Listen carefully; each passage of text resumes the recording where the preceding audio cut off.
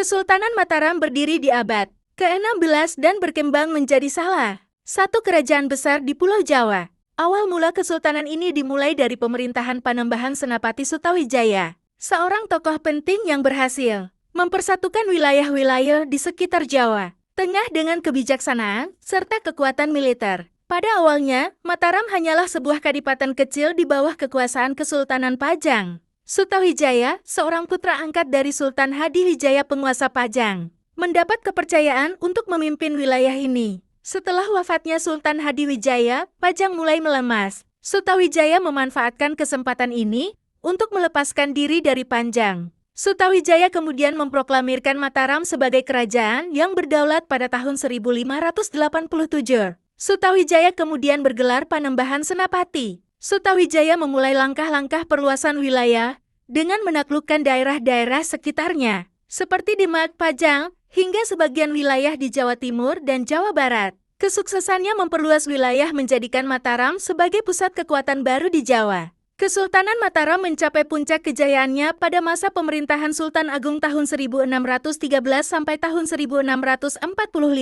Sultan Agung yang merupakan cucu dari Panembahan Senapati. Sultan Agung dikenal sebagai raja yang cerdas dan visioner. Sultan Agung tidak hanya memperluas wilayah Mataram, tetapi juga memodernisasi pemerintahan, serta membangun sistem militer yang kuat. Salah satu ambisi terbesar Sultan Agung adalah menaklukkan Batavia sekarang Jakarta yang saat itu dikuasai oleh VOC Belanda. Meskipun beberapa kali mencoba, serangan terhadap Batavia gagal karena berbagai kendala, termasuk logistik dan cuaca. Namun, Sultan Agung tetap dihormati sebagai penguasa besar yang berhasil menjaga kestabilan politik dan keamanan wilayah Mataram. Selain di bidang militer, Sultan Agung juga terkenal dalam bidang kebudayaan. Sultan Agung juga memadukan unsur-unsur keislaman dengan tradisi Jawa, serta mengembangkan kalender Jawa yang masih digunakan hingga kini. Di bawah kepemimpinannya, Mataram menjadi pusat kebudayaan dan spiritualitas di Pulau Jawa. Setelah wafatnya Sultan Agung, Kesultanan Mataram mengalami masa-masa kemunduran.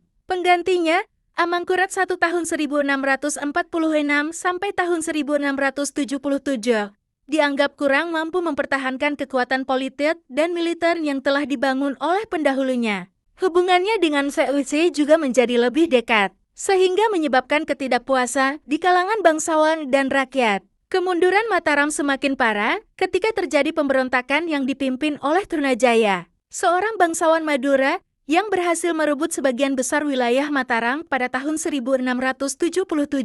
Meskipun akhirnya Amangkurat I berhasil mendapatkan kembali kekuasaannya dengan bantuan VOC, Mataram tidak lagi sekuat sebelumnya. Pada abad ke-18, Kesultanan Mataram semakin terpecah akibat perebutan kekuasaan di dalam istana. VOC semakin memperkuat pengaruhnya di Mataram dengan memecah belah kekuasaan internal. Akhirnya, pada tahun 1755 melalui Perjanjian Giyanti, Kesultanan Mataram resmi dibagi menjadi dua, yaitu Kesultanan Yogyakarta dan Kasunanan Surakarta. Perjanjian Giyanti menjadi akhir dari kejayaan Kesultanan Mataram sebagai kerajaan besar yang berdaulat. Meskipun begitu, pengaruh budaya, agama, dan politik yang ditinggalkan oleh Mataram tetap hidup dan menjadi bagian penting dalam sejarah Jawa dan Indonesia. Hingga kini, warisan Kesultanan Mataram masih dapat dirasakan di berbagai aspek kehidupan masyarakat Jawa. Kesultanan Yogyakarta dan Kesultanan Surakarta yang merupakan penerus Mataram masih eksis hingga saat ini.